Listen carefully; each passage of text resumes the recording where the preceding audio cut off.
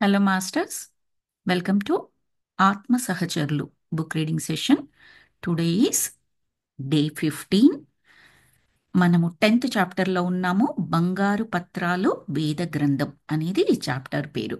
వాళ్ళు ఒక పెద్ద ఆయన దగ్గర అంటే ఎక్కడికి వెళ్ళారు? మన hero Richard Bach, heroine Leslie Parrish Bach, వాళ్ళిద్దరు వైఫ్ అండ్ హస్బెండ్. ఈ బుక్ని రాసిన వారు కూడా రిచర్డ్ బాక్ అని మనకు తెలుసు. వాళ్ళిద్దరు ఇంకొక ఎక్స్పీరియన్స్లోకి వెళ్ళారు. ఎక్కడ అంటే చుట్టూ పర్వతాలు, గ్రాసు, పీపుల్ ఎవరు ఉండరు, కానీ ఒక పెద్ద ఆయన కూర్చుని ఉంటాడు. ఆయన ముందర ఒక స్పార్కిల్స్ లాగా, అంటే వెల్డింగ్ చేస్తూ ఉంటే ఆ ఆ మెరుపులు మెరుపులు లాగా అలా కనపడతాయి చూడండి, అలా కనపడుతూ ఉంటదన్నమాట. వీళ్ళిద్దరికీ కనపడుతుంది. అదేంటి ఆ జ్వాల ఏంటి అని చెప్పేసి చూస్తారు. ఆ తర్వాత కొద్దిసేపటికి ఆ జ్వాల పోతుంది. ఆ బంగారు పత్రాలు అని వాళ్ళే వేద గ్రంథాలు అని కూడా చెప్పారనమాట. అదే ఆ గ్రంథాలు అక్కడ కనిపిస్తాయి. దాని లోపలికి చూస్తారు. చూసినప్పుడు వీళ్ళు ఆశ్చర్యపోయే విషయాలు కనపడుతూ ఉంటాయి. మనం ఈ రోజు ఏదైతే వేద గ్రంథాలు ఇచ్చాయని కొన్ని, నాట్ ఎవ్రీబడి, కొన్నిసార్లు ఎలా మిస్ ఇంటర్ప్రిటేషన్ జరిగింది. ఇంటర్ప్రిటేషన్ కూడా కాదు, no, it's not the right word. అందులో ఉన్నది ఉన్నట్టుగా కాకుండా ఎవరికి నచ్చినట్టుగా వాళ్ళు ఏ విధంగా మార్చి చెప్పారు, ఆ దేవుడు పేరు పెట్టుకుని ఏ విధంగా మార్చి చెప్పారు, అది ఆయన చెప్పడము. తర్వాత అది ఫ్యూచర్లో దాన్ని అలాగే ఈ జనరేషన్స్కి అందిస్తాను అంటే ఆ పెద్ద ఆయన ఉండి అసలు ఎలా అందిస్తారు అని చాలా క్వశ్చన్స్ వేస్తారు. ఒక క్వశ్చన్ కాదు, మనం రిచర్డ్ బాక్ అయితే ఒకానొక పాయింట్లో కొంచెం విసుగులాగా కూడా అనిపిస్తుంది. ఎందుకు ఇంత అడుగుతున్నాడు? నేను నిబద్ధతతో ఉండి ఇవన్నీ ఫ్యూచర్ జనరేషన్స్కి అందిస్తాను అని చెబుతున్నాను కదా అంటే ఎందుకు అడుగుతున్నాడో మనందరికీ అర్థమైంది. బికాస్ ఆ పెద్దాయన అడిగిన క్వశ్చన్స్ అన్నీ కూడా ఈరోజు మన ప్రపంచంలో జరుగుతున్నవి. దేవుడు పేరు పెట్టుకొని ఇది మా గ్రంథం చెబుతోంది, ఇది మా మతం చెబుతోంది, ఇది ఇలా చెబుతోంది అని చెప్పేసి కొంతమంది, అందరూ కాదు, కొంతమంది వాళ్ళ వాళ్ళ స్వార్థాల గురించి లేదా వాళ్ళ ఈగోస్ని సాటిస్ఫై చేయడం గురించి దాన్ని తప్పుదారి పట్టిస్తున్నారు. బట్ ఒరిజినల్గా ఉన్నది మాత్రము అంతా ఒక్కటే, అంతా నమ్మకమే, అంతా ప్రేమే మనం పంచుకోవాల్సింది అని చెప్పేసి ఆ గ్రంథాలు చెబుతూ ఉంటాయి. అది చాలా క్రిస్టల్ క్లియర్గా మనకు చెప్పడం. చాలా వరకు ఈ చాప్టర్లో పేజెస్ అన్నీ కూడా, ఆ పేజెస్లో ఉన్న కంటెంట్ అంతా కూడా బోల్డ్ లెటర్స్లో రాశారు. బోల్డ్ లెటర్స్ అంటే ఏంటి? నొక్కి ఒక్కానిస్తున్నట్టుగా, గట్టిగా చెబుతున్నట్టుగా, మళ్ళీ మళ్ళీ మనం చదువుకోవాలి అన్నట్టుగా. మనం బుక్ చదువుకుంటూ ఉంటే అండర్లైన్ చేసుకుంటాం చూడండి, మనకు నచ్చిన పాయింట్స్, లేకపోతే మనకు తర్వాత కూడా ఫ్యూచర్లో పనికొస్తాయి. బుక్ ఓపెన్ చేయగానే ఆ లైన్స్ కనపడితే చదువుకోవచ్చు అని అనుకుంటాం కదా, అలాగన్నమాట. అంతకు మించి అని కూడా చెప్పొచ్చు. అలాగే ఇచ్చారు ఈ చాప్టర్, అంత ఇంపార్టెంట్. సో ఇక్కడ స్టాప్ చేసుకున్నామో అక్కడి నుంచి స్టార్ట్ చేస్తున్నాను మాస్టర్స్. దాచిపెడతాను అని చెప్తారు. వేద గ్రంథాలు దాచిపెడితే ఎవరైనా వచ్చి, ఆ రాజభటులు వచ్చి తీసుకెళ్తే ఏం చేస్తావు, తీసుకెళ్లి పారిపోతే ఏం చేస్తావు, ఇలా రకరకాల క్వశ్చన్స్ అనమాట. ఒక చిన్న పిల్లాడు ఎలా అడుగుతాడో వాడు సాటిస్ఫై అయ్యేదాకా ఈ పెద్ద ఆయన. కాకపోతే ఈయన తెలియక కాదు, ఈయన బ్రహ్మజ్ఞాని.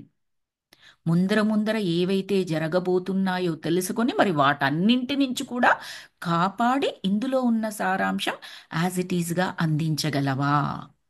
ఒక రకంగా ఈయనలో సంకల్పం గట్టిగా పెడుతున్నారు. అన్ని పరిస్థితులు వచ్చినా నేను చేస్తాను అన్నట్టుగా. ఇప్పుడే మనకు ఒక చిన్న డిస్కషన్ జరిగింది కదా, మన discussion, not discussion, conversation about the spiritual tablet Selvan course. అందులో ఏమేమి వస్తాయి, ఎలాంటివి రావచ్చు, ఎక్కడెక్కడ డిస్టర్బెన్సెస్ ఉండొచ్చు, ఎక్కడ మనం భయంగా ఫీల్ అవుతాము, ఫీల్ అయినప్పటికీ కూడా ఆల్రెడీ నేను చేసున్నాను కాబట్టి నేను దానికి సంబంధించి మాట్లాడగలిగాను. ఇలా ఉంటుంది, బట్ ఇలా చేయొచ్చు. సేమ్ థింగ్ ఈయనకు మొత్తం తెలుసు బ్రహ్మజ్ఞానికి, ఇలా ఇలా జరగబోతోంది, కానీ ఏం చేయగలవు నువ్వు అని ఆయన సంకల్పాన్ని టెస్ట్ చేస్తూ సంకల్పాన్ని మరింత గట్టిగా ఉండేట్టుగా ప్రయత్నించారనమాట. ఇదిగో ఏమంటున్నారంటే, ప్రజల భయాల నుంచి, బానిసత్వం నుంచి లాభపడే స్వార్థపరులు ఈ దేశ రాజు వద్ద మీరు ప్రమాదకరమైన వారిని నమ్మబలికితే, రాజభటులు మీ ఇళ్లపై దాడి చేస్తే వారి కరవాలాల నుండి ఈ బంగారు పత్రాలని మీరు ఏ విధంగా రక్షిస్తారు అని అడిగారు పెద్దాయన. వాటిని తీసుకుని వారు కళ్ళుగప్పి పారిపోతే అప్పుడేం చేస్తావు? ఒకవేళ భటులు నీ వెంటపడి నిన్ను చుట్టుమడితే అప్పుడేం చేస్తావు అంటే రిచర్డ్ బాకుండి, పోరాడవలసి వస్తే వారితో పోరాడతాను. ప్రాణం కంటే ఈ సందేశాలే ముఖ్యము. ఈ గ్రంథాలలో ఉన్న సారాంశం నేను అందరికీ పంచిపెట్టడమే అత్యంత ముఖ్యమైన విషయం, నా ప్రాణాల కన్నా కూడా. వీటిని పరిరక్షించడానికి ఎవరైనా ప్రాణాలను తృణప్రాయంగా, ఆయన ప్రాణాలే కాదు, ఎలా చెప్తున్నారంటే వీటిని పరిరక్షించాల్సిన బాధ్యత ఎవరికైనా ఉన్నది అని అనుకుంటే వారెవ్వరైనా సరే వారి ప్రాణాలను కూడా లెక్క చేయకూడదు. అంత ఇంపార్టెంట్ అని చెప్తున్నారు. ఆ అదిగో, ఇక్కడి నుండే ఈ పత్రాల కోసమే యుద్ధాలు, మత యుద్ధాలు ప్రారంభమయ్యేది. కవచకుండలాలు, కత్తులు, డాళ్లు, గుర్రాలు, అగ్నిజ్వాలలు, వీధిలో రక్తపాతాలు. ఇవేమీ చిన్న యుద్ధాలు కావు. వేల మంది నిజమైన విశ్వాసులు మీతో జత కలుస్తారు. తెలివైన వారు, దేహదారుఢ్యం కలవారు, చురుకైన వారు వందలు వేలుగా వచ్చి మీతో కలుస్తారు. ప్రజల బలహీనతలను, బానిసత్వాన్ని ఆసరాగా తీసుకుని అధికారం చెలాయిస్తున్న ప్రతి దేశరాజుకు ఈ బంగారు పత్రాలలోని సత్యాలు సవాలు విసురుతాయి. వారంతా మీ మీదికి దండెత్తి వస్తారు. ఇదంతా మనం లాస్ట్ వీక్ చదువుకున్నాం, బట్ కంటిన్యూషన్ కొరకు చదువుతున్నాను. చివరికి నాలో జ్ఞానోదయం కాసాగింది. నాలో అంటే రిచర్డ్ బాక్లో కాసాగింది. లీ క్లార్క్ ఎవరు? ఆ పెద్ద ఆయన పేరు. లీ క్లార్క్ నాతో ఏమి చెప్పాలనుకుంటున్నాడో ఇప్పుడిప్పుడే నాకు అర్థం కాసాగింది. నిన్నందరూ గుర్తించాలంటే, నిన్ను ఇతరుల కంటే ప్రత్యేకమైన వ్యక్తిగా చూడాలి అంటే నీకు చిహ్నం కావాలి. నీవు అప్పుడు ఏ చిహ్నాన్ని ఎన్నుకుంటావు? నీ పతాకంపై ఏ గుర్తును ముద్రిస్తావు? అతని మాటలతో నా గుండె బరువెక్కుతోంది. అయినా పెనుగులాడాను. కాంతి చిహ్నాన్ని, ఒక ప్రజ్వలిస్తున్న జ్వాలను నేను ఎన్నుకుంటాను నా పతాకంపై ఉండేట్లుగా అని చెప్పారు రిచర్డ్. జ్వాలని ఎన్నుకున్నావు, బావుంది. లిఖించని చరిత్రను చదువుతున్నట్లుగా తిరిగి లీ క్లార్క్ ప్రారంభించాడు. దీన్ని కూడా చెప్పుకున్నాం చాలా కూలంకషంగా లాస్ట్ వీక్ క్లాస్లో. లిఖించని చరిత్ర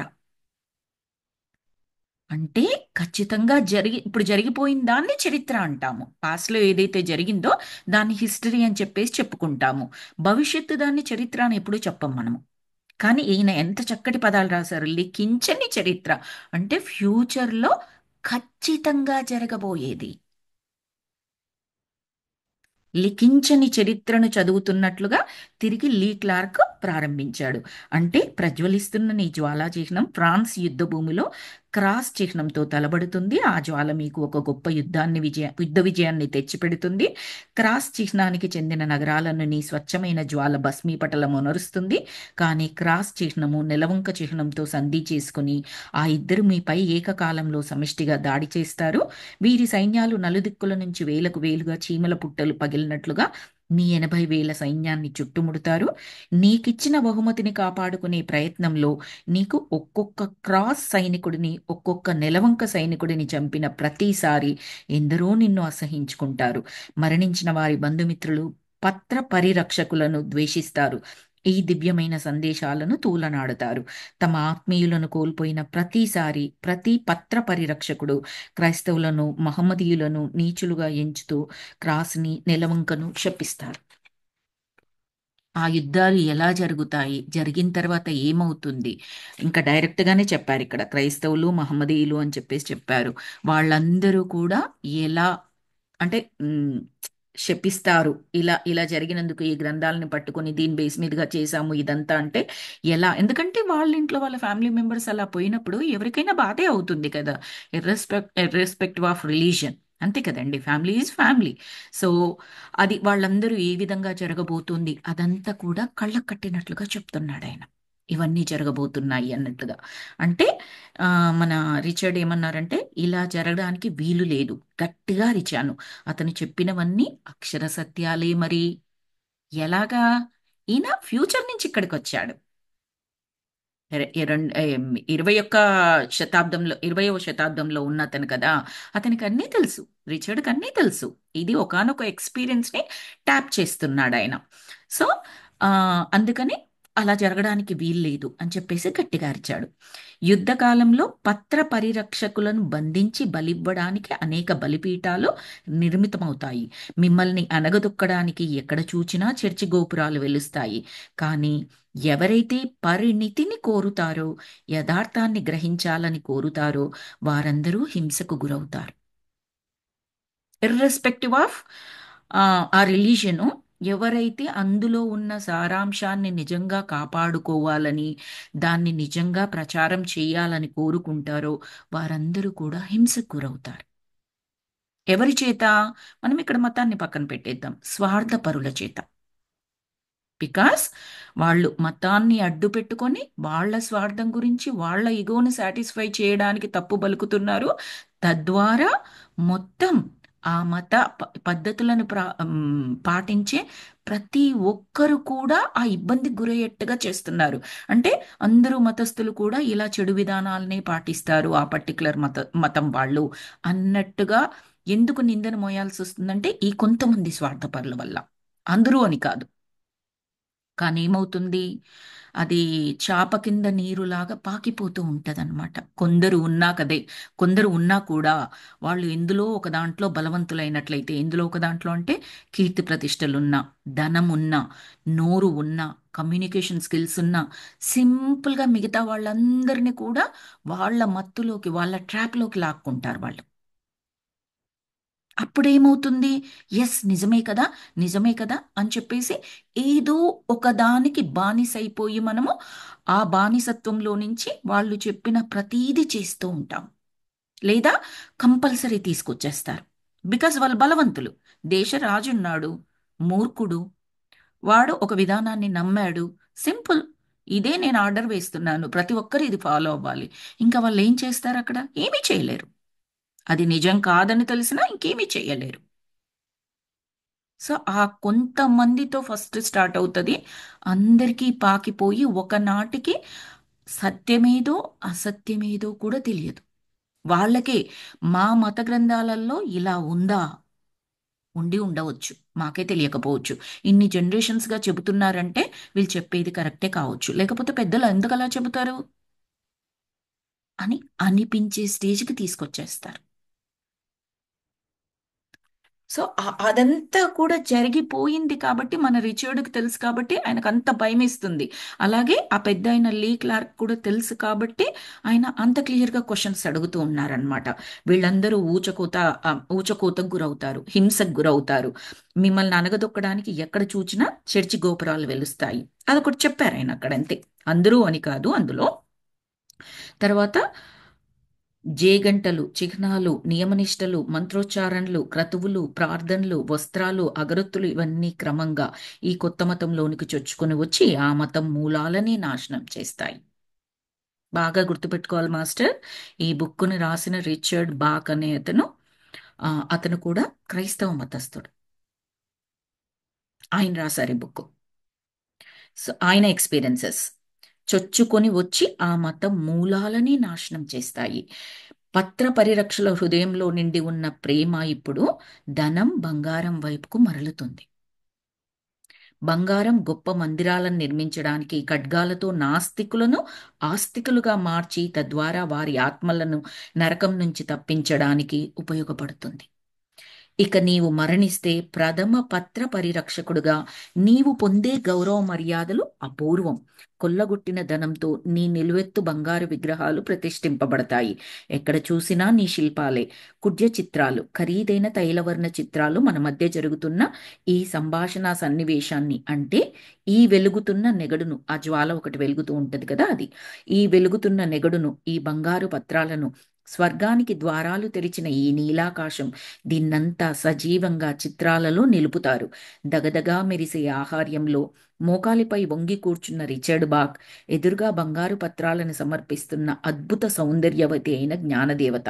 ఈ మొత్తం దృశ్యానికి సాక్షిగా జ్వాల పక్కన వృద్ధ లీకార్క్. ఇలాంటి తైలవర్ణ చిత్రాలు ఎన్నెన్ని చిత్రింపబడతాయో. ఆయన ఏమంటున్నారు అంటే, నువ్వు ఇప్పుడు ప్రప్రథమంగా ఈ గ్రంథాలని తీసుకుంటున్నావు, అంటే ప్రథమ పరిరక్షకుడివి.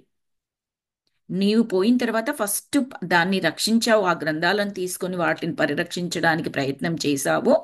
నువ్వు వీలున్నంతగా సాధించావు కాబట్టి నువ్వు చనిపోయిన తర్వాత ఏం చేస్తారు అంటే, ఏం జరగబోతుంది అంటే, నిలువెత్తు విగ్రహం పెడతారు, నీకు ఇది చేస్తారు, అది చేస్తారు. అది మాత్రమే కాదు, మనం ఇక్కడ ఇక్కడ కూర్చున్న ప్లేసు, నా చిత్రము, నా పక్కన ఈ బంగారు, ఇది మన ఈ కాంతి జ్వాల, దీని పిక్చరు, దాని పక్కన ఆ వేద గ్రంథాలు, ఆ బంగారు గ్రంథాలు, వాటి పిక్చరు, ఇవన్నీ తైలవర్ణ చిత్రాలు అంటే పెయింటింగ్స్ రూపంలో రావడం, ఇవన్నీ కూడా వచ్చేస్తాయి.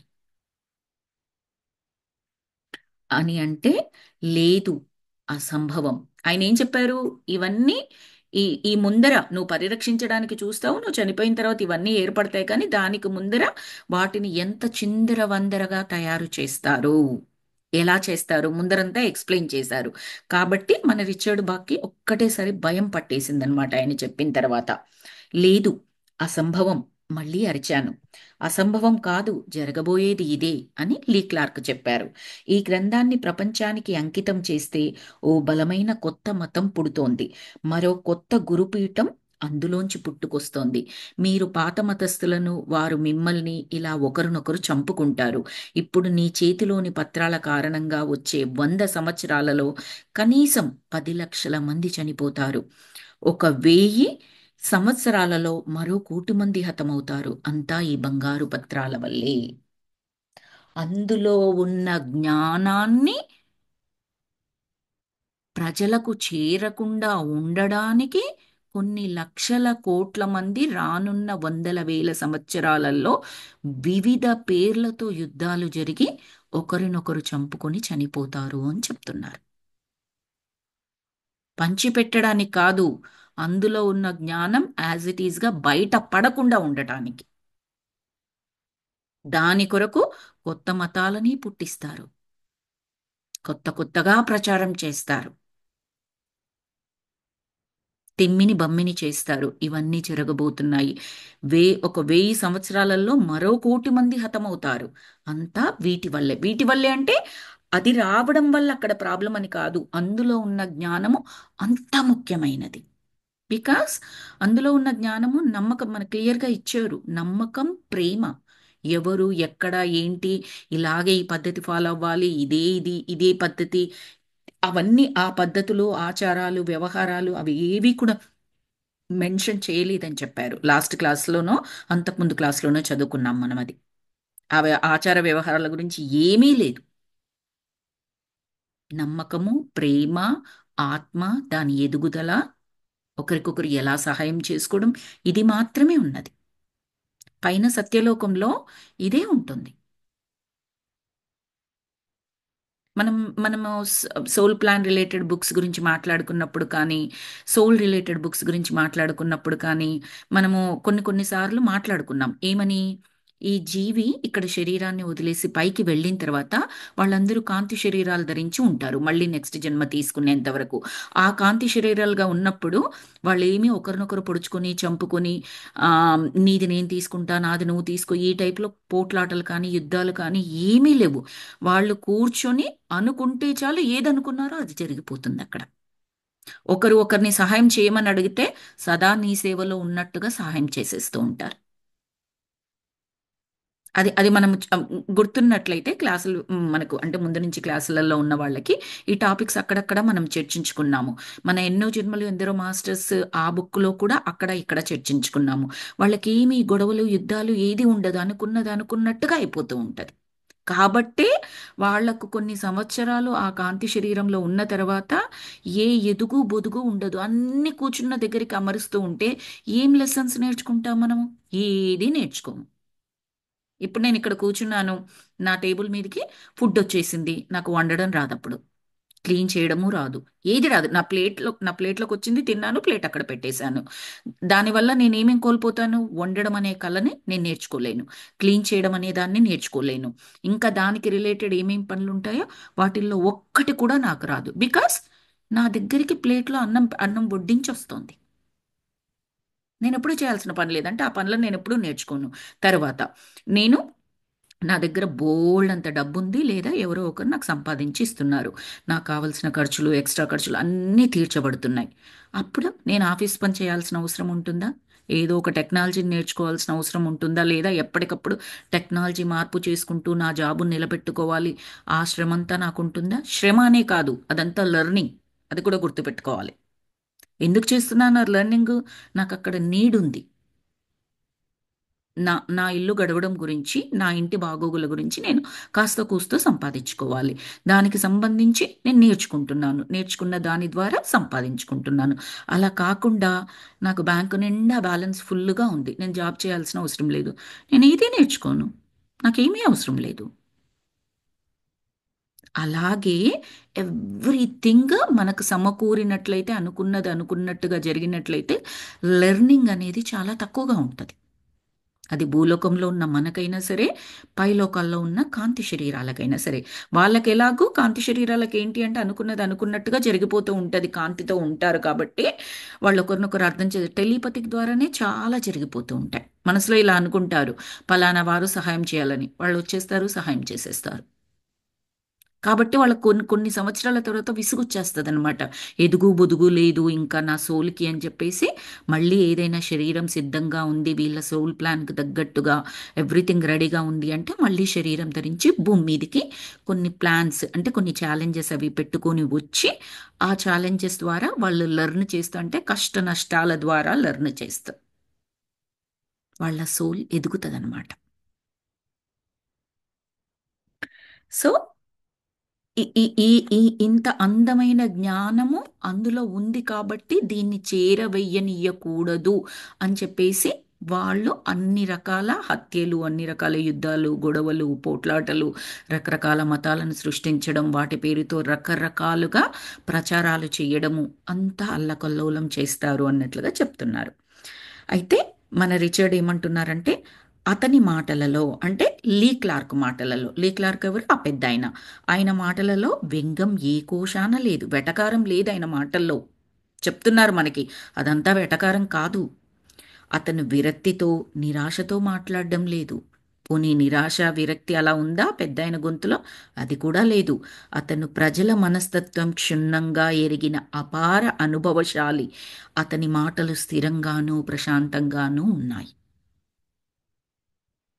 ఒక బ్రహ్మజ్ఞాని తనకు తెలిసింది, తను తెలుసుకున్నది కానీ ఏదైనా చెప్పేటప్పుడు ఎలాంటి ఎమోషన్స్కి లోను కాడు. స్థిరంగా, ఆ, ప్రశాంతంగా ఏదైతే చెప్పాలో అది చెప్తాడు తప్పిస్తే అందులో దుఃఖమో, బాధో, ఏడుపో, లేకపోతే గట్టిగా అరవడమో, విసుగు చెందడమో ఇలాంటి ఎమోషన్స్ ఏమీ ఉండవు. అది అది మనకి చెప్పడానికి ఆయన వెటకారంతో చెప్పట్లేదు, విరక్తితో చెప్పట్లేదు, నిరాశతో చెప్పట్లేదు, స్థిరంగా ప్రశాంతంగా చెబుతున్నాడు అని చెప్పేసి చెప్తున్నారు. అంతలో లెస్లీ చలికి గడగడ వనకసాగింది. బికాస్ పర్వతాలు అనుకున్నాం కదా ప్రదేశము. అప్పుడు రిచర్డ్ అన్నారు, నా కోట్లు కప్పనా? ఆయన మీద కోటు ఉంటుందా, కోటు కప్పనా అని అడిగారు. వద్దు, ఇది చలి వల్ల వచ్చిన వణుకు కాదు, జరగబోయే ఉత్పాతాలను ఊహించడం వల్ల వచ్చింది. అంటే కైండ్ ఆఫ్ మనం అర్థం చేసుకోవడానికి, మనకి ఏదైనా టెన్షన్, భయం అయిందనుకోండి, వణుకు పుట్టినట్లుగా అయిపోతుంది కదండి. వెన్నులో దడ అని అంటాం కదా, అది అది నిజమైన చలి కాదు, అది భయం. రైట్, అలాంటిది ఈమెకొచ్చిందనమాట. అవును, ఇది చలి వల్ల కాదు అంటూ లీ క్లార్క్ ముందుకు వంగి మండుతున్న నెగడు నుంచి ఒక కొరివి తీసి, ఇది నీకు వెచ్చదనాన్ని ఇస్తుంది అంటూ ఆ గ్రంథాన్ని అగ్నికి ఆహుతి చేయబోయాడు. గ్రంథం ఆ జ్వాలలో పడేసి అక్కడ ఉన్న కొరివి తీసుకుని, ఇది వెచ్చదనాన్ని ఇస్తుంది తీసుకోమ్మా అని చెప్పేసి ఆ, చెప్పాడు. ఆ గ్రంథాన్ని జ్వాలలో ఆహుతి చెయ్యబోయాడు అని చెప్పారు. చెప్పగానే ఆగండి అంటూ ఆ కొరివిని పక్కకు నెడుతూ, సత్యాన్ని తగలబెడతారా మీరు అని అన్నాను. రిచర్డ్ అన్నాడు, ఇవన్నీ ఉత్పాతాలన్నీ జరగబోతున్నాయి ఆయనకు తెలుసు కాబట్టి ఆయన జ్వాలలో ఆహుతి చేస్తాను అంటే రిచర్డ్ ఒప్పుకోవడం లేదు. ఏంటి, గ్రంథాలు అనడం లేదు ఇక్కడ, సత్యాన్ని తగలబెడతారా మీరు అని అడుగుతున్నాడు చూడండి. అందుకే చెప్తున్నాను, కేర్ఫుల్గా రాశాడు ప్రతి పదాన్ని ఆయన. సత్యం ఎప్పటికీ బూడిద కాదు. సత్యాన్ని ఎవరైతే తెలుసుకోగోరుతారో వారి కోసం తాను నిరంతరం వేచి చూస్తూనే ఉంటుంది. ఇక్కడ దగ్ధం అయ్యేది కేవలం ఈ కాగితాలు మాత్రమే. అంతా నీ ఎన్నిక ప్రకారమే జరుగుతుంది. నీవు ప్రపంచానికి ఒక కొత్త మతాన్ని ఇవ్వదలిచావా?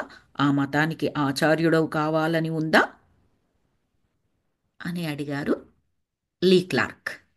ఆయన ఏమంటున్నాడంటే, ఇప్పుడు నేను ఇది ఇందులో పడేసినంత మాత్రాన ఇది బూడిద కాదు. నువ్వే సత్యం అని చెబుతున్నావు, సత్యం బూడిద కాదు ఎప్పటికీ. ఎవరైతే తెలుసుకోగోరుతారో, దాని కొరకు నిరంతరం వేచి చూస్తారో వారికి ఆ సత్యం అందుతూనే ఉంటుంది. ఇక్కడ కేవలం కాగితాలు మాత్రమే దగ్ధం చేస్తున్నాను. నువ్వు అనుకున్న ప్రకారమే జరుగుతుంది. ఒక కొత్త మతాన్ని ఏర్పరుస్తావు, ఎందుకంటే ఇది ఉన్నట్లయితే కొత్త మతం వస్తుంది, మతాచార్యుడు అవుతారు, అదంతా అని చెప్పారు కదా, అదంతా చేస్తావా నువ్వు అని అడుగుతున్నారు రిచర్డ్ని. రిచర్డ్ లెస్లీ వంక చూశారు. నాలో ఏర్పడ్డ భయం ఆమె కళ్ళల్లోనూ స్పష్టంగా తొణికిసలాడింది. ఆమె లీ క్లార్క్ నుంచి మండుతున్న కొరివిని తన చేతిలోనికి తీసుకుని ఆ పత్రాల చివరలో మండించింది.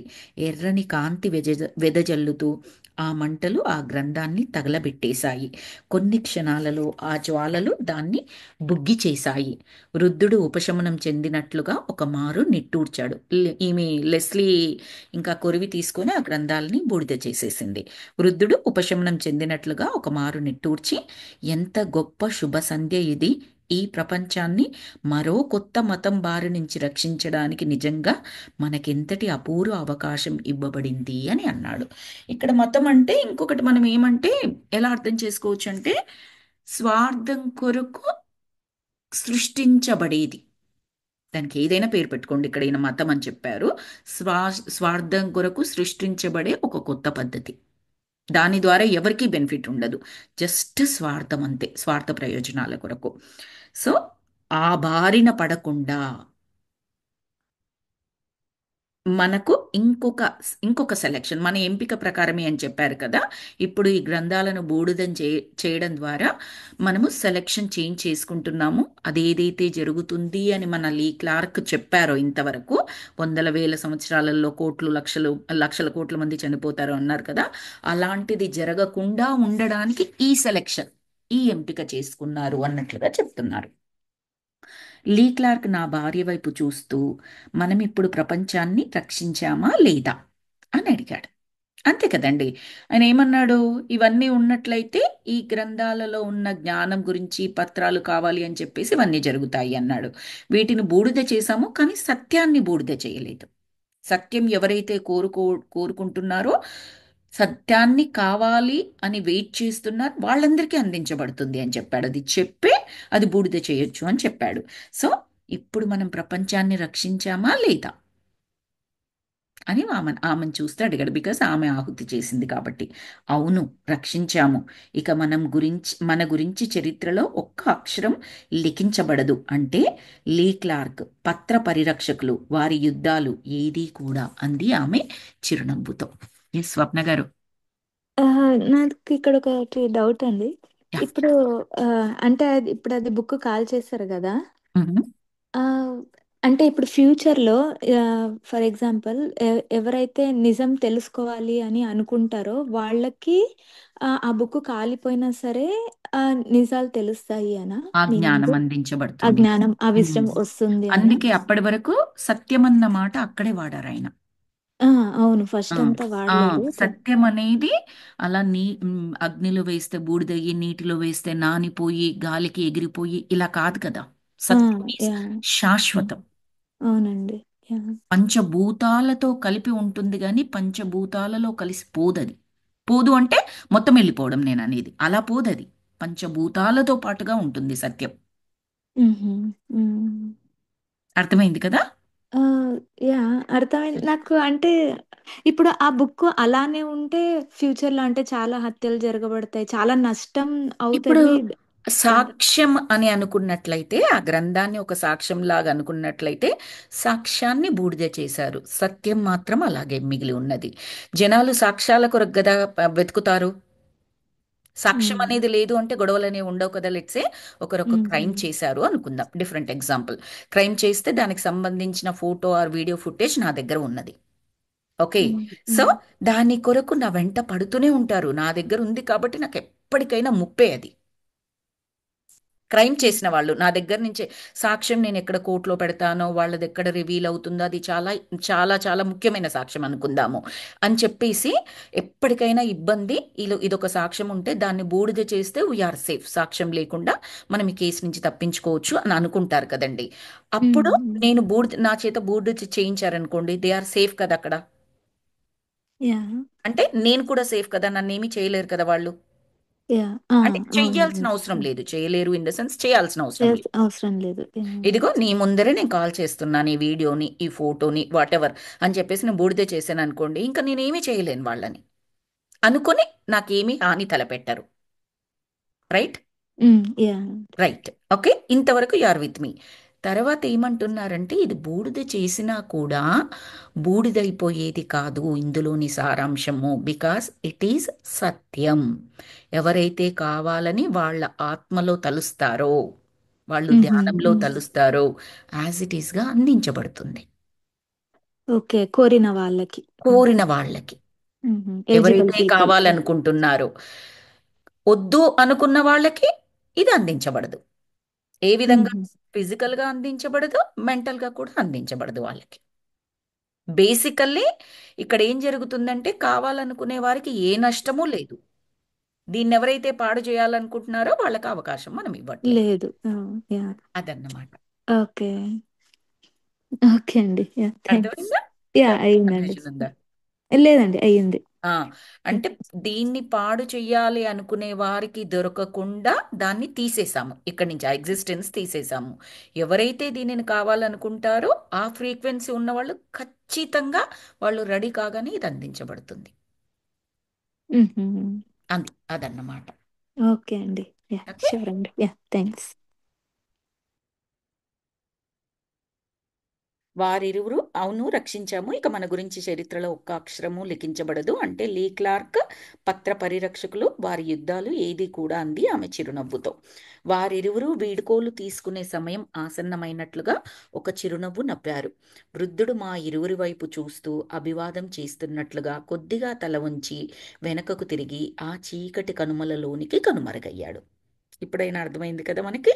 ఆ ఆ వృద్ధుడు అనే అతను ఆ వీళ్ళలాగే ఒక ఆత్మస్వరూపం కలవాడు. అందుకే మనకు ఈ చాప్టర్లోకి ఎంటర్ కాగానే ఏం చెప్పాడు? మామూలుగా మిగతా ఎక్స్పీరియన్సెస్లోనేమో వేరే వాళ్ళకి వీళ్ళు కనపడరు అదంతా అని చెప్పేసి చెప్పారు, కానీ ఈ చాప్టర్లో మాత్రం డిఫరెంట్ ఎక్స్పీరియన్స్ అన్నారు. ఎందుకంటే ఆయన బ్రహ్మజ్ఞాని కాబట్టి వీళ్ళకి చెప్పడానికి వచ్చారు ఆ ఎక్స్పీరియన్స్ ద్వారా ఆ ధ్యానంలో. వారిరు వారిరువురు వీడుకోలు తీసుకునే సమయం ఆసన్నమైనట్లుగా చిరునవ్వు నవ్వారు. ఓకే, వెనుకకు తిరిగి ఆ చీకటి కన్మల్లోకి కనుమరుగయ్యాడు లీ క్లార్క్. పవిత్ర గ్రంథం తగలబడిపోవడం నా మనసులో ఇంకా మెదులుతూనే ఉంది. ఈశ్వర ప్రేరిత జ్ఞానం భస్మంగా మారినది. ఎంత చక్కగా రాశారు చూడండి. కానీ ఈ జ్ఞానం కోసం అన్వేషించేవారు దీనిని ఎలా పొందగలరు? మీరు అడిగిన క్వశ్చన్ ఇప్పుడు స్వప్న గారు. ఈ జ్ఞానం కోసం అన్వేషించేవారు దీనిని ఎలా పొందగలరు? ఆ పత్రాలలో వ్రాసినది మనమైనా ఎలా నేర్వగలము? లెస్లీని ప్రశ్నించాను. రిచర్డ్ ప్రశ్నించారు.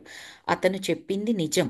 వృద్ధుడు వెళ్ళిన దిశ వైపే అతను కనుమరుగయ్యేదాకా చూసి ఎవరైతే సత్యాన్ని కాంతిని అన్వేషిస్తారో వారు వాటిని తమయందే పొందగలరు.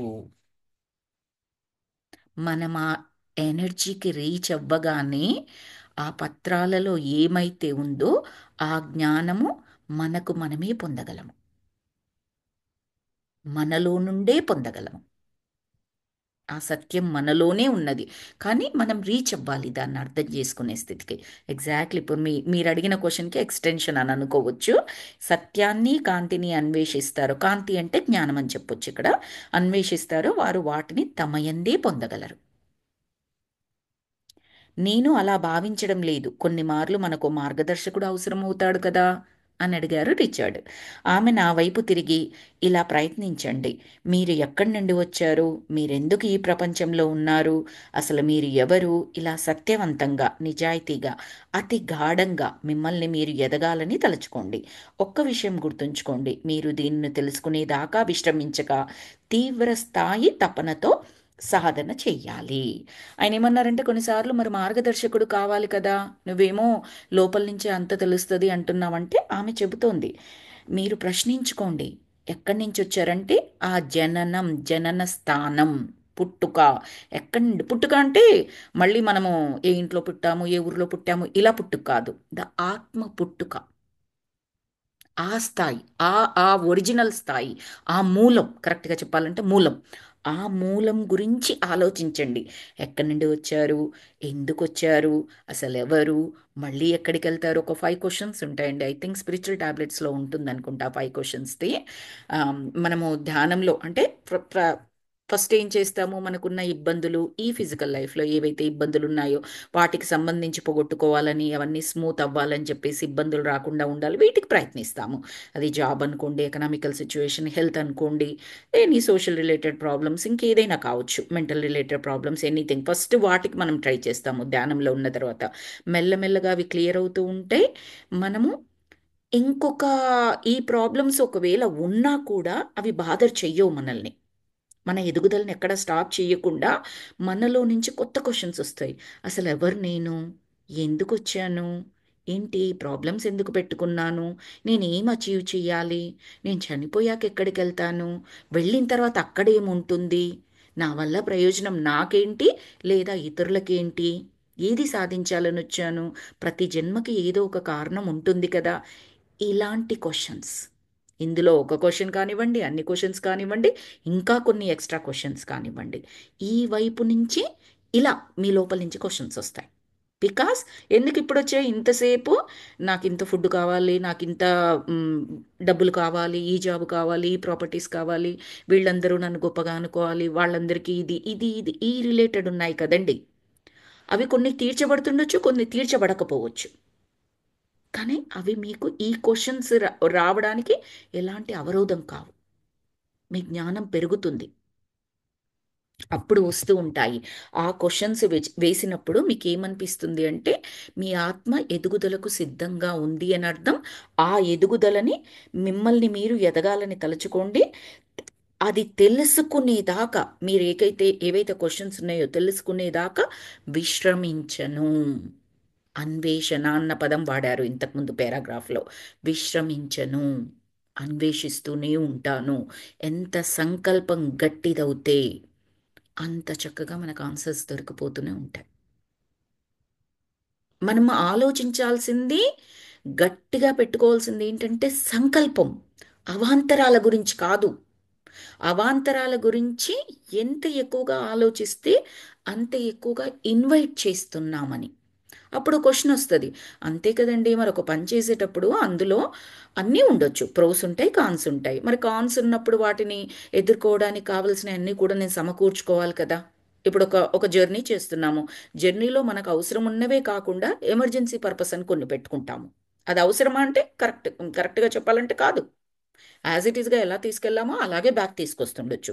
ఎమర్జెన్సీ అంటే ఏంటి, నాకు 3 డ్రెస్సులు అవసరం, ఓ 4 డ్రెస్సులు పెట్టుకున్నాను, జస్ట్ ఇన్ కేస్ ఎమర్జెన్సీ అన్న పదంతో పెట్టుకున్నాను. నేను ఆ ఫోర్త్ డ్రెస్ నేను వెయ్యను కూడా వెయ్యకపోవచ్చు నా ప్రయాణంలో ఆర్ నా ట్రిప్పులో. యాజ్ ఇట్ ఈస్గా బ్యాగ్ వస్తుండొచ్చు, సేఫ్ సైడ్ పెట్టుకున్నాను. అయితే ఇది కూడా డిస్కస్ చేసాం 1 or 2 క్లాసెస్ కింద. మనం పెట్టుకోవాలి, కానీ థింకింగ్ ఎలా ఉండాలి, 3 రోజుల ట్రిప్పుకు నేను 4 డ్రెస్సులు సర్దుకుంటున్నాను, అంతే.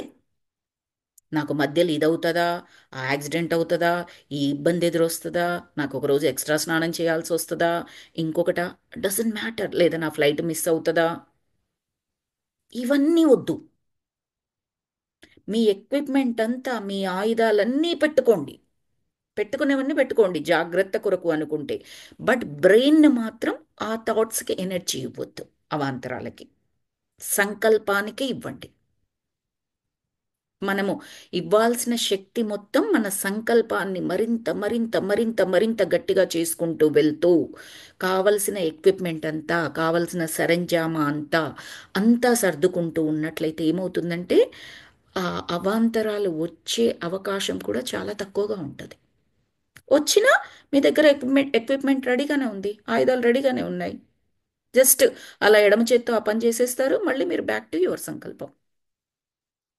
ఫర్ ఎగ్జాంపుల్, ఇప్పుడు మళ్ళీ అగైన్ నేను స్పిరిచువల్ టాబ్లెట్స్ L1 కోర్స్కే వెళ్దాం మనము. అక్కడికి వెళ్ళాము, మధ్యలో మనం ఒక 1 మంత్ 15 డేస్ ఏదో ప్లాన్ ఉంది మనకు, వెకేషన్ ప్లాను, లేకపోతే ఆఫీస్లో చాలా ఎక్కువ వరకు, ఇంకొకటి ఇంకొకటి ఉంది, అది ఆల్రెడీ మనకు తెలుసు, ఇప్పటికే తెలుసు. డిసెంబర్లో సో అండ్ సో టైంలో ఈ 15 డేస్ నాకు కుదరదు, కాబట్టి ఈ 6 మంత్స్ కోర్స్కి నేను సైన్ అప్ చేయను అని అనుకున్నాం అనుకోండి, మనకు ఆ 6 మంత్స్ ఏదీ లేకుండా ఉండే ఛాన్స్ వెరీ లిటిల్ అండి, వెరీ వెరీ లిటిల్. ఆ 15 రోజులు ఎలాగోలాగా నేను మేనేజ్ చేస్తాను.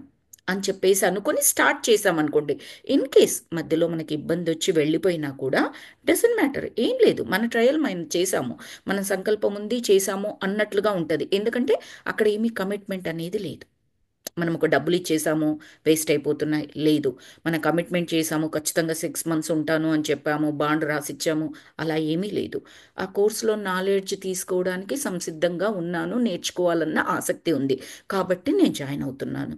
యూనివర్స్ నాకు అన్నీ చేసి పెడుతూ ఈ క్లాస్లో నేను కంటిన్యూ అయ్యేట్టుగా చూస్తూ ఉంటుంది. యాక్చువల్గా చెప్పాలంటే మొన్న మా మీటింగ్లో జరిగినప్పుడు ఇదే వచ్చింది. కొందరు మాస్టర్స్ టీచర్స్గా చేయడానికి వాళ్ళు కొంతమంది, ఇప్పుడు మనకు అప్కమింగ్ హాలిడేస్ కదండి, అవన్నీ కూడా చెక్ చేసుకోవాలి కదా మనము. సో నేను కూడా ఇండియా వెళ్తానేమో ఆ టైంలో 2-3 వీక్స్. ఇంకో మేడం 1-1.5 మంత్ ఎంతో అంతే చెప్పారు. ఇంకో మేడంకి 2-3 weeks India plans or some other plans ఏవో ఉన్నాయి. సో నేను ఆ టైంలో అవైలబుల్ ఉండనండి అని ఒక మేడం చెప్పారు. చెప్పగానే మిగతా వాళ్ళు ఏమన్నారు అంటే, ఎందుకు అవైలబుల్గా ఉండను అని అనుకుంటున్నారు, 2-3 వీక్స్ వెకేషన్లో ఉంటానని చెప్పండి. హూ నోస్, మీ క్లాస్ వచ్చే టైంకి, మీ పర్టికులర్ మీ క్లాస్ టైంకి మీరు ఇండియాలో ఉన్న కుదురుతుందేమో, హాయిగా ఆరాంగా ఇంట్లో కూర్చుంటారేమో, క్లాస్ తీసుకోవాలని అనిపిస్తుందేమో, అన్ని వసతులు కుదురుతాయేమో. మీరు ఎందుకే ఇప్పుడే ఎందుకు అలాగా క్లాస్ కుదరదు అనుకోవడం.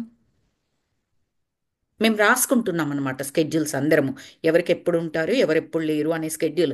ఆ తర్వాత ఏమనుకున్నామంటే, అసలు ఆ కాలం ఆ డేటానే మనకు అవసరం లేదు అనుకున్నాం. క్లాసెస్ పరంగా ఆలోచిస్తే ఎవరెవరు వెకేషన్లో ఉంటారో అది డేటా పెట్టుకోవాలి, కానీ ఈ పర్టికులర్ మేడం ఈ టైంలో క్లాస్కి అందుబాటులో ఉండదు అనే కాన్సెప్ట్ వద్దు అని అనుకున్నాం. నేను కూడా ఫస్ట్ చెప్పాను 2-3 వీక్స్, కానీ అవైలబుల్గా ఉండనని చెప్పలేదు. ఇండియా వెకేషన్ ప్లాన్స్ ఉన్నాయండి అని చెప్పాను నేను. ఆ 2-3 వీక్స్లో నా క్లాస్ రాకపోవచ్చు కూడా, వేరే వాళ్ళ క్లాసులే జరుగుతూ ఉండొచ్చు. సో నేను ఆ 2-3 వీక్స్ కొరకు, ఒకప్పుడు నేను చేశానండి ఇలాగా. అది చూసుకొని, అది ఎలాగంటే ప్రీ ప్లాన్డ్ సిస్టమ్ అన్నట్టుగా, మెంటల్గా మన మనసు మనల్ని నొప్పిస్తూ ఉంటుంది అనమాట. నొప్పిస్తూ కాదు, ఒప్పిస్తూ ఉంటుంది. ప్లాన్ చేసుకోవడానికి ఏం చేస్తుందంటే, ఇదిగో నీకు ఇదొస్తుంది, ఇదొస్తుంది, ఇదొస్తుంది. మన బ్రెయిన్ అలా ట్యూన్ అయిపోయింది. మనము ఫ్యూచర్ గురించి ఆలోచించుకుంటూ ఏం చేస్తామంటే, ఏమేమి వస్తున్నాయి, ఏమేమి చేస్తున్నాయి, ఇది కుదిరేవా, ఇది కుదరనివా అని చెప్పేసి, ఏదైనా ఒకటి కుదరకపోయినా మనకు కుదరదు అని చెప్పేసి ఆ ఆ ఆ విధంగా బ్రెయిన్ని ట్రైన్ చేసుకుంటూ వస్తున్నాం. నేను మెడిటేషన్లోకి వచ్చిన తర్వాతనే దాని నుంచి బయటపడటానికి, మార్పు చెందించుకుంటూ, ఇంకా చాలా సాధించాల్సి ఉంది. మెల్లమెల్లగా దాని నుంచి బయటపడడానికి ప్రయత్నం చేస్తున్నాను అనమాట. చెప్పాను కదా ఇప్పుడే, L1 కోర్స్కి నేను అసలు ఫస్ట్ సైన్ అప్ చేయలేదు అని. ఫస్ట్ మీటింగ్ అయిపోయిన తర్వాత నాకు డీటెయిల్స్ తెలిసిన తర్వాత అని అనుకున్నాను. ఫస్ట్ మీటింగ్ అసలు జరగని కూడా జరగలేదు, టీం ఆల్రెడీ నన్ను అందులో యాడ్ చేసేసారు. ఆ టైప్లో అయిపోయింది. ఐఎమ్ హ్యాపీ, వాళ్ళు యాడ్ చేశారు అంటే ఐఎమ్ ఆల్సో హ్యాపీ, చక్కటి డెసిషన్ ఏర్పడింది అని.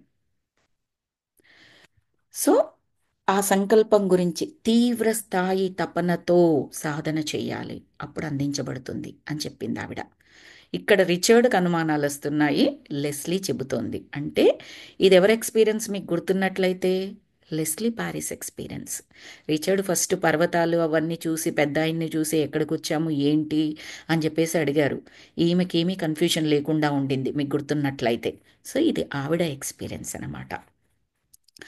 అప్పుడు రిచర్డ్ ఏమన్నారంటే, నేను బుద్ధిగా తలూపుతూ ఇకపై అవిశ్రాంతంగా స్థిర చిత్తంతో విషయ పరిగ్రహణ కొరకు గ్రంథాలయాలు, సజ్జన సాంగత్యాలు, అంతఃప్రేరణలను, స్వప్నంలో విషదమయ్యే సమస్యా పరిష్కారాలను, కాకతాళీయంగా జరిగే సంఘటనల నుంచి ఇతరులతో జ్ఞానాన్ని పంచుకుంటూ, ఏకాంతంగా పర్వతాలపై ధ్యానం చేస్తూ, ఇలా సమస్త పద్ధతులు ఆచరించి నేర్చుకోవడమే పరమావధిగా ముందుకు సాగాలి అనుకుంటా. అంటే ఏ విధంగా సాధన చేయవచ్చో దానికి సంబంధించినవన్నీ ఇచ్చింది. మళ్ళొక్కసారి చదువుతాను మాస్టర్స్. మ్, ఇకపై అవిశ్రాంతంగా స్థిర చిత్తంతో విషయ పరిగ్రహణ కొరకు గ్రంథాలయాలు, సజ్జన సాంగత్యాలు, అంతఃప్రేరణలు అంటే మన ఇన్నర్ సందేశాలు, ఇన్నర్ నుంచి వచ్చేవి. స్వప్నంలో విషదమయ్యే సమస్య పరిష్కారాలను, స్వప్నం ద్వారా కూడా జ్ఞానం పొందవచ్చు. కాకతాళీయంగా జరిగే సంఘటనలు, యాక్సిడెంటల్గా లేదా బై కోఇన్సిడెన్స్ అని అంటూ ఉంటాం చూడండి, వాటిని కూడా పట్టించుకోవాలి. ఇతరులతో జ్ఞానాన్ని పంచుకుంటూ ఇదిగో మనం చేస్తున్నాం కదా, అది ఏకాంతంగా పర్వతాలపై ధ్యానం చేస్తూ, పర్వతాలు అంటే ఎక్కడ మనకు కుదిరితే అక్కడ, పర్వతాలు ఉన్నట్లయితే పర్వతాలు, లేదా ఏకాంతంగా ఎక్కడ కుదిరితే అక్కడ, బేసికల్లీ మనతో మనం ఉండడం అన్నమాట.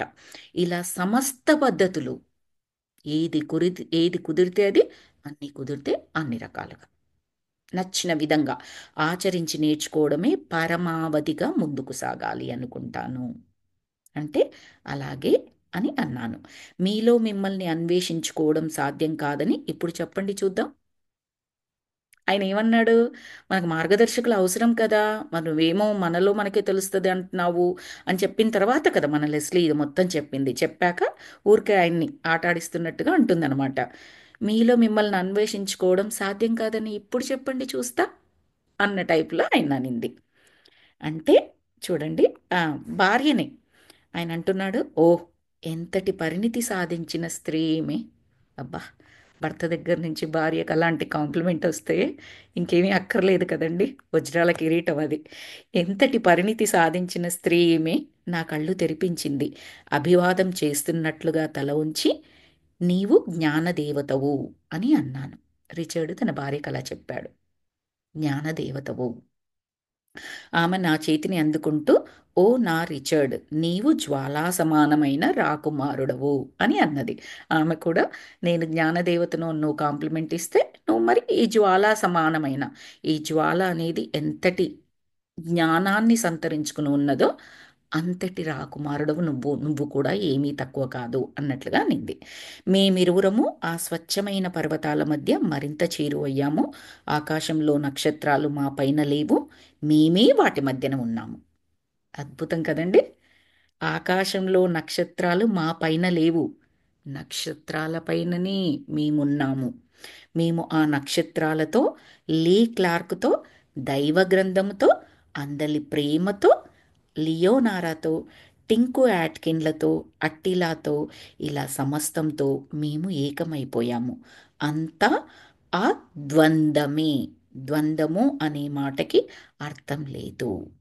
చాలా బ్యూటిఫుల్గా ఎండింగ్ ఇచ్చారు ఈ చాప్టర్కి.